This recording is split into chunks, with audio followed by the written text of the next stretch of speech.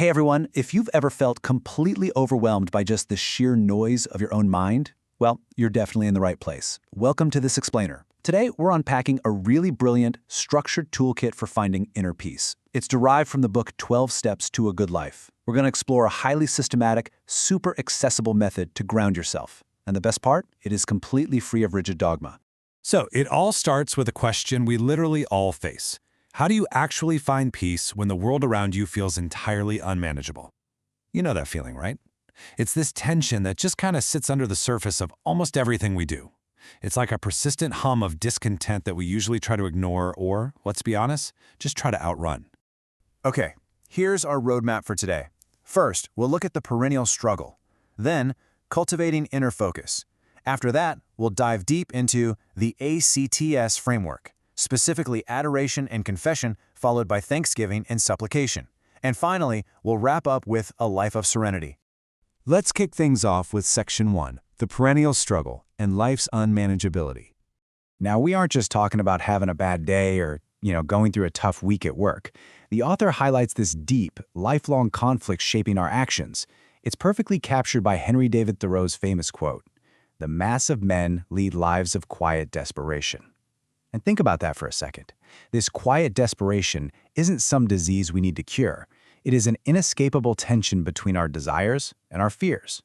It's just, it's simply part of being human. In the struggle, it manifests in these recurring patterns that completely trap us in our own minds. It shows up as this constant, white-knuckle need for control or chronic indecision that just leaves you paralyzed. Sometimes it's this existential emptiness where even your biggest wins feel totally hollow. Recognizing these specific symptoms, like, say, that sudden urge to micromanage your entire life, or self-sabotage a perfectly good situation, is absolutely crucial. It's literally the very first step toward working through them. Moving right along to Section 2, cultivating inner focus, a non-dogmatic solution. So, if we accept that life is unmanageable, what do? Well, the practical solution lies in what the book calls inner focus. Basically, this is the consolidation of prayer and meditation into a daily habit. And what's great here is that it strips away religious dogma entirely. It presents a psychological tool available to absolutely everyone. Think of it as a mental exercise to center your mind and connect with something way beyond your own ego. And to keep this entirely inclusive, a higher power is defined simply as something greater or wiser than your current self. You don't need some traditional theological definition here. It could be the vastness of the universe, the collective resilience of humanity, the undeniable power of nature, or honestly, just the highest future version of yourself. It just needs to be something outside of your immediate, anxious ego. Which brings us to Section 3, the ACTS framework, a structured toolkit. Look, if you just sit down in silence, your mind probably races, right? Mine definitely does. To make prayer and meditation a much more approachable, structured practice, the book introduces the ACTS acronym. It breaks the whole thing down into 4 distinct components: adoration, confession, thanksgiving, and supplication.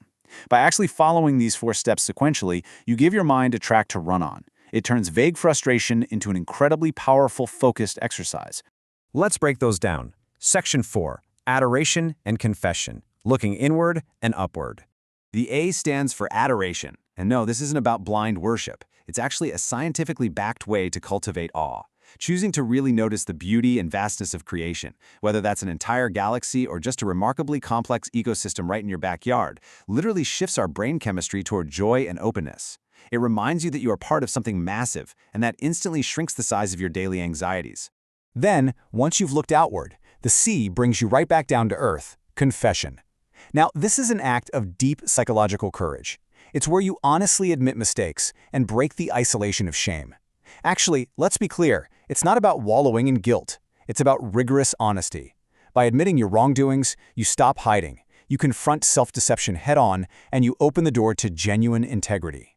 You can see how these first 2 steps create this perfect psychological balance.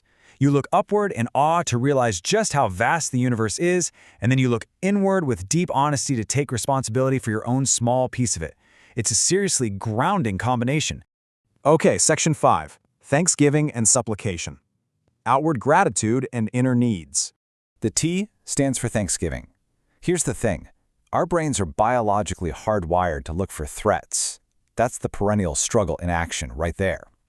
Well, Thanksgiving kind of hijacks that system by intentionally expressing gratitude for basic blessings, things like health, relationships, food, shelter.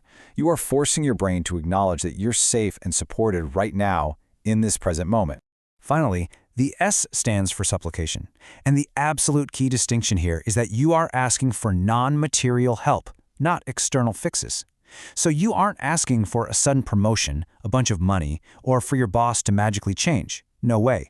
You are asking for the internal psychological tools you need to handle life yourself. We're talking things like serenity, courage, patience, and wisdom. And just like those first two steps, thanksgiving and supplication form a perfect pair. Outward gratitude anchors you in the present reality of the blessings you already have, while inward supplication prepares you for the future by humbly asking for strength. Together, they create a highly resilient, totally balanced mindset. So, what does this all look like in real life? Section 6, A Life of Serenity. Putting ACTS into practice. You've very likely heard the famous serenity prayer. God, grant me the serenity to accept the things I cannot change, the courage to change the things I can, and the wisdom to know the difference. This is actually a brilliant, real-world illustration of the ACTS framework in motion.